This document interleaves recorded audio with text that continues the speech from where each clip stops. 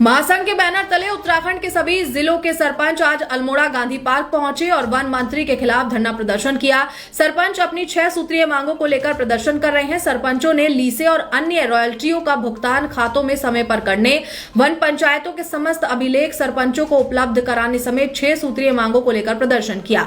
सरपंचों की मांग है कि वन पंचायतों को ग्राम पंचायतों के अधीन करने का प्रस्ताव निरस्त किया जाए। यहाँ सरपंचों के धरने को पूर्व विधानसभा अध्यक्ष गोविंद सिंह कुंजवाल ने भी अपना समर्थन दिया। देखिए, इस वक्त हमारे उत्तराखंड के पूरे सभी 11 जिलों के सरपंच यहाँ पर पहुँचे हैं।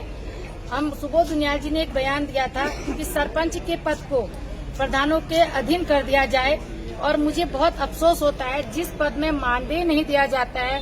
सुबोध उनियाल जी ने किस धुन में ये बयान दिया, मुझे अभी भी आश्चर्य हो रहा कि वो क्यों इस पद को समाप्त करना चाहते हैं। और ये पद ब्रिटिश कालीन से चला आया है, 1931 से ये पद चला आ रहा है, और 1938 में ये पद जो है रूपरेखा में लाया गया।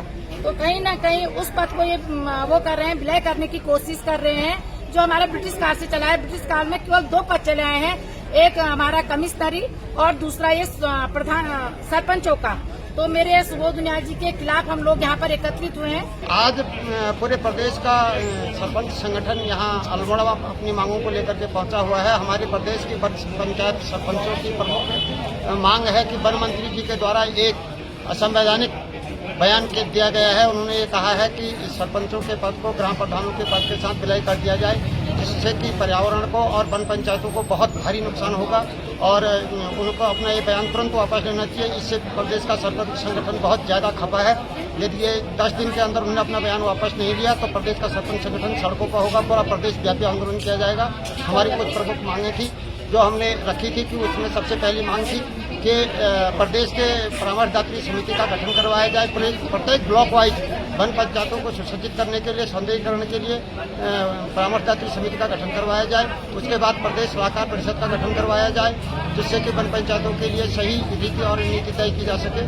हमारे सरपंचों के मानदेय का था, उनके इंश्योरेंस का था, और अग्निशमन में सरपंचों की भागीदारी का था कि आप यहाँ से फायर वाटर अल्मोड़ा से भेजते हैं, चमोली से भेजते हैं, दूर दराज के क्षेत्रों में आप देहरादून से भेजते हैं। उससे पहली पहल जो है वहाँ पर सरपंच करता है, अपने गांव वालों के सहयोग से सरपंच करता है, और जिससे कि आग पर सबसे पहले नियंत्रण पानी का काम क्षेत्र की जनता करती है, वो सरपंच की देखरेख में होता है। उस जिम्मेदारी से सरपंच को दूर रखा गया है और फायर वाचरों की नियुक्ति की गई है, जो कि बिल्कुल ही सरासर गलत है।